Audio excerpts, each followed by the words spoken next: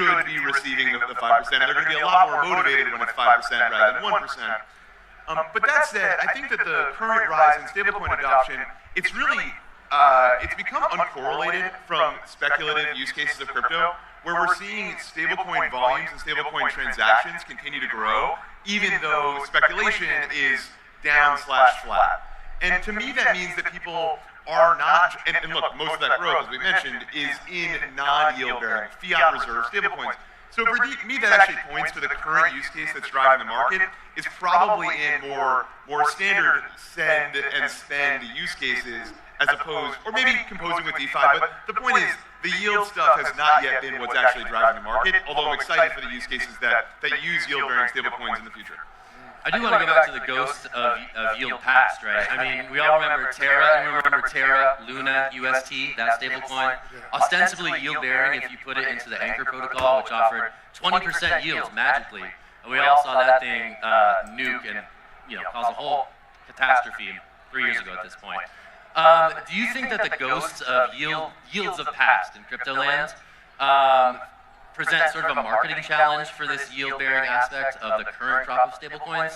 I'll put this to you, Sam, because you mentioned it. Like, yield historically has been somewhat sus in crypto, and I think now we're starting to see like real yields come into the conversation in a different way. Sus is the investing term for. That's why I split these two different types of yield-bearing stablecoins apart at the beginning. There's this wrapped treasury asset that I think really mimics the risk-free rate, and then there's these dollar shares of hedge funds that are running some sort of strategy that if you're going to participate in it, you should probably diligence and understand. And one of those, I think, is the one that's wrapping a treasury, is a reasonable place to park your treasury if you're an enterprise, or to save your money, or maybe to use as collateral for other trades. The other should be taken as a product that you're looking to get yield based on some strategy. And so that's sort of the simple way of looking at it. And just to tie it back to your question, like, are we haunted by past stories? I think that the cleaner version of these, the one where we're wrapping a treasury, probably shouldn't be. It's a really straightforward product. And the other, I think they're going to have to make a case for the fact that they can do the yields they're promising in a safe and transparent way. I think, though, this kind of gets to the regulatory point, right? Which is, for the most part, these treasury-wrapped stablecoins, these yield-bearing stablecoins are securities. And so as long as they're deemed securities by regulation, you're going to be very limited in the use cases that you can use them in, right? You can't use them in DeFi. You can't really use them to make a payment. You can't send them off-platform into emerging markets and different things. And so I think we really need, if you're going to truly have yield-bearing stablecoins at scale, the use cases have to expand. And in order for the use cases to expand, you have to have regulatory clarity. And until we get that, I think it's going to be challenging. As you highlighted, Zach, I think yield-bearing stablecoins are 2% of the market cap today, 2.5%. And I think that's what's really preventing them from unlocking, is the fact that there really isn't a good way to earn yield and use it. So if you're in a developed world, why not just hold your funds in a money market fund in your brokerage account, right? So I think that's the unlock that we need to see. Yeah, thanks for bringing us back to the regulatory pivot. I appreciate that. You did mention, people on the sidelines, right? Bank of America, others saying, hey, we need a little bit of clarity here out of Washington.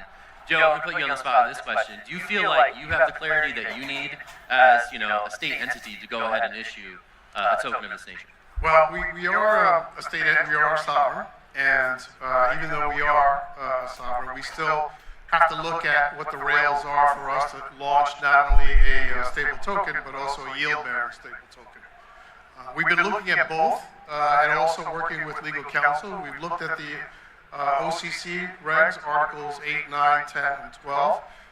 We've been looking at MiCA, which is the European regulatory framework, and we're still waiting for the Genius Act to formalize.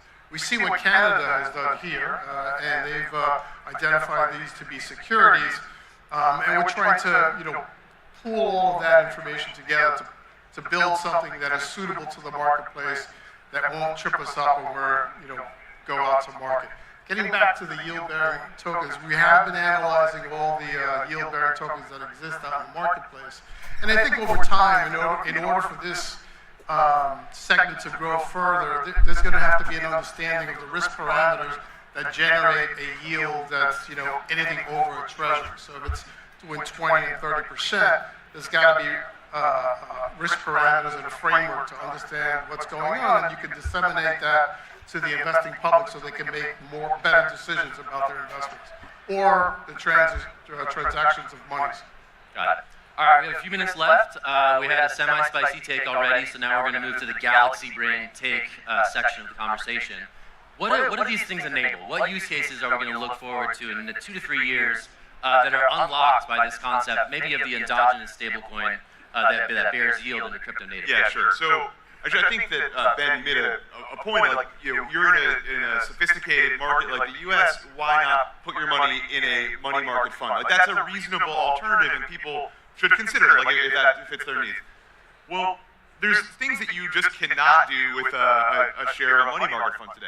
You've got lockup periods. You can only trade between 9 and 4. You've got contracts to write and people who have to review them, and you don't get this programmatic, permissionless flexibility that you get with crypto. And so what we're seeing use cases that probably are not the ones that bring people to this conference today, but maybe should be, which are things like you are a large company, you need to write hedge contracts against something, your delta, and you've got to hedge against the price of jet fuel.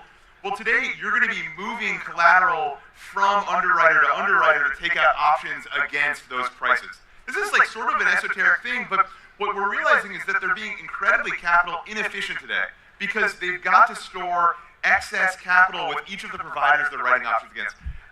I know there's a lot here, but what we're excited to see is people be able to move collateral mobility, so they can just be much more collateral efficient as they manage their treasuries. That's at an institutional scale, but I think individual investors and people will feel similar use cases as we move sort of down the complexity ladder and make these use cases more accessible to daily people. Yeah, Matt, same question to you. What's the next chapter here? What do you see this evolving into? Yeah, I mean, I would really just echo that. Like, it just removes friction. I think it's very, very prominent and obvious for folks that operate on-chain businesses, whether you're a DAO, whether you're a protocol, whether you're a crypto market-making firm. Just the frictions of moving between your crypto holdings on an exchange to a brokerage account it's not easy. There's frictions there. It takes time. It's expensive, and so I think at least that's really the most important thing I think for now. Yeah. Yeah, absolutely. So in the state of Wyoming, we're going to be launching pilot programs. We're going to go through, the S&P 500 has 11 sectors. We're going to go through each and every one of those. We've done a lot of that work already. We're going to work with financial institutions, all the retail businesses in the area, and see where this is mostly applicable across all those sectors. And we're looking also to service those that are unbanked, and also the ones that are receive the less service. Getting back to your money market point, one of the other constraints are minimums across all mutual funds, Yeah. 3,000, 5,000, 10,000. There's a lot of people that don't have access to the financial instruments that we enjoy every day. Maybe a final thought. Yep. So we haven't talked at all about other fiat currencies on blockchains. I think that's really, really interesting. Today it's denominated by US dollars, but at BitGo we're having conversations with firms in Canada, in the Middle East, in Latin America that are saying, hey, I want to put a peso, I want to put a Canadian dollar, I want to put these other instruments on blockchains, and that becomes really, really interesting when you think about how these interact with each other and how it transcends commerce and payments. So super fascinating times. It is. Yeah, interesting times indeed. Thanks for closing on that note. Thank you to our panelists. Let's give them a big, warm round of applause.